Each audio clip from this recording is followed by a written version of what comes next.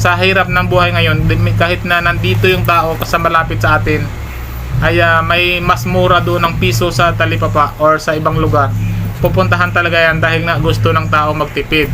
Sa buhay ni Daddy.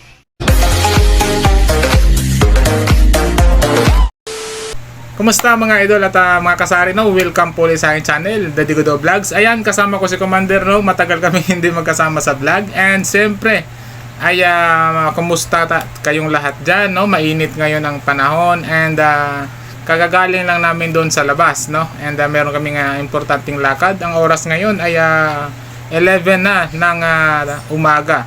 And siyempre, ay gusto ko lang ibahagi ito, no? Yung sa patuloy, no, na pagtaas ng presyo ng mga bilihin. Hindi alam ni Commander kung ano iba-vlog ko. Sabi ko sa kanya, mag-vlog lang kami dahil karon kami ng ahente ngayon dito sa Lemon Square, no. Kadarating lang ng Lemon Square yung product, tapos nandito na naman yung ahente. So hindi tayo malakas ngayon mga idol at mga kasari. Alam niyo ba kung bakit? Dahil meron pa rin tayong kakompetensya nga. Yung hindi naman yung malaki tulad sa atin, maliit lang tayo. Malaki ang ating kakompetensya dyan sa talipapa, no? And siyempre higanti yun, marami siyang galamay, may mga branches yun. And napakamura, no? Mas mura pa sa dali, no? Yung mura pa sa ahente. Mas mura pa sa ahente namin dito, no? So kaya ganun, paano ang gagawin natin para hindi pa rin tayo maapektuhan, no? Dahil kung ganyan na mas mura doon, iilan na lang talaga ang bibili sa atin, no? Sa awa naman ng Diyos mga idol at mga kasari, kaya meron na nga dito nagsarado, no?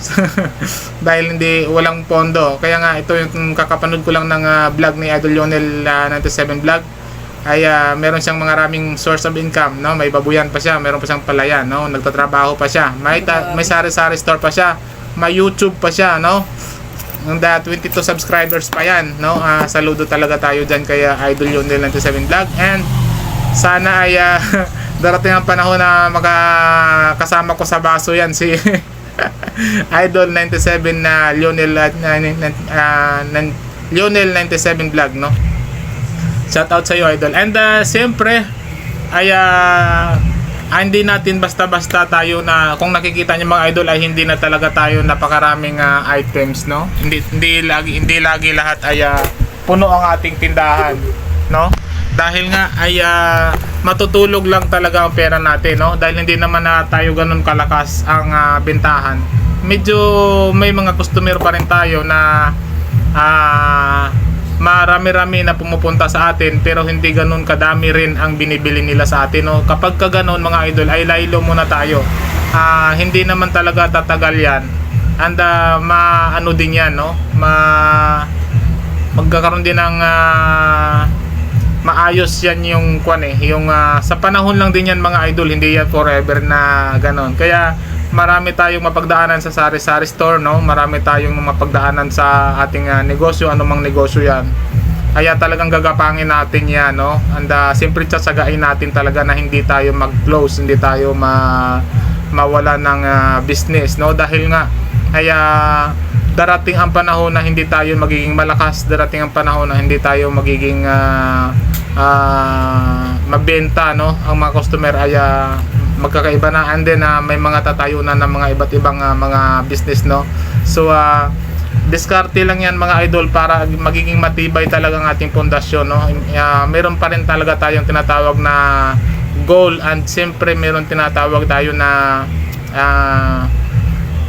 tinatawag natin na kumbaga gusto natin talaga, kaya wag natin bitawan itong ating negosyo. So busy pa rin tayo sa ating pritong manok, sa patuloy natin na pag-i-improve. And yun ang huli kong vlog, no? Actually marami na akong naging vlog doon sa ating pritong manok pero hindi siya ganun kataas ang mga views, no? Lalong lalo na kapag kasi segue yun sa sari-sari store business natin na content, na main content. Kaso nga sinasama ko lang yun sa content ko dahil katas ng sari-sari store natin yung pinambili doon ng ating puhunan, no? And si Commander, ayan, busy sa wala pa kasi yung manok namin, alas 11 na. parating pa lang yung delivery, no? Late ang delivery ng ating manok. And siyempre Friday ngayon, asahan natin na magiging malakas tayo. And bukas, no, dahil nga Saturday and Friday ang uwian ng mga nagtatrabaho, no? And siyempre lalong-lalo na yung mga nagtatrabaho sa mga constructions and sa mga pag-uwi talaga niyan ay dadaan yan at bibili sa atin, no? Medyo mura-mura ang binipili niyan kasi hindi naman nila ma-afford masyado yung siyempre yung mga malalaking litsunan dyan. Sa atin medyo mura lang, kaya sa atin sila talaga pumupunta. Tayo ang sandalan ng bayan, mga idol. And happy tayo, no, na yun nga ay sa kabila ng hindi tayo ganun kalakas. Ang tray namin dati, ang tag-ilan na tray ang aming itlog na dinideliver ngayon ay ilan na lang? Ilang tray na lang yan? 8 na lang yan. 8 na lang, mga idol, na tray, no, ang aming itlog. Kasi nga hindi naman maubos, matutulog lang yung pera natin. Hindi pwede yun, mga idol. Mahina lang. Hindi mahina, mga idol, no. Hindi tayo basta-basta yung aming mga cup noodles, hindi nga masyado nabibili, oh. Ayan, inaalikabok lang. So dahil nga mayroon talaga sa hirap ng buhay ngayon, kahit na nandito yung tao sa malapit sa atin, ay may mas mura doon ng piso sa talipapa or sa ibang lugar, pupuntahan talaga yan dahil nga gusto ng tao magtipid, no. Kung hindi lang talaga biglaan lang na talagang kailangan na nila, hindi talaga agad-agad bibili sa atin, no. Pero at least kahit paano kumikita pa rin tayo, hindi natin na sasapul yung ating quota araw-araw. Di tulad noon, kalahati na lang ngayon ng ating kita, no. Noon ay 20,000 na yung tendera nyo. Noon ay 20,000, ngayon ay 10,000 na lang, parang ganyan. So kami ni Commander happy pa rin tayo, no. Hindi tayo nagsasawa na ipaglaban ang anuman yung ating negosyo dahil nga ay baka malay mo magbabago rin yung panahon, no. And yun lang, no, tips natin dyan, no.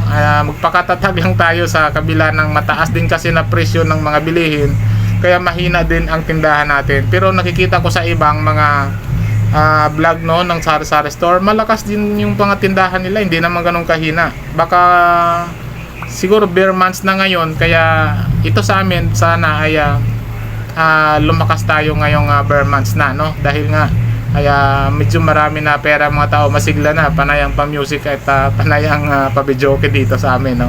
And ikaw, may masasabi ka? Ano masasabi mo? Wala, nalulungkot lang ako.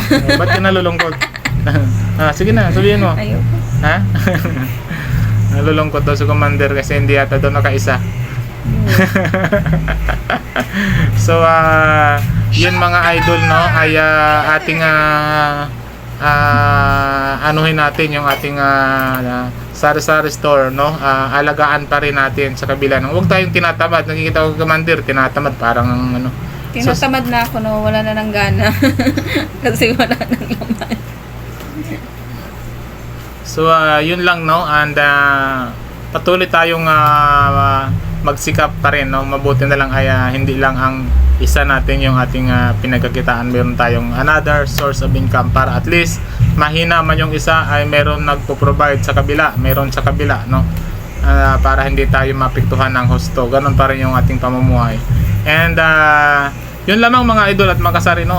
Share ko lang sa sitwasyon ng ating sari-sari store dahil sa sobrang pagtaas ng mga bilihin, and meron tayong malalaking mga nakapaligid sa atin na mga tindahan at mura kaysa sa atin. Hindi naman tayo, ahente lang tayo. Mas mura pa sila sa ahente doon, eh. Sa ahente, tumutubo na tayo doon, eh.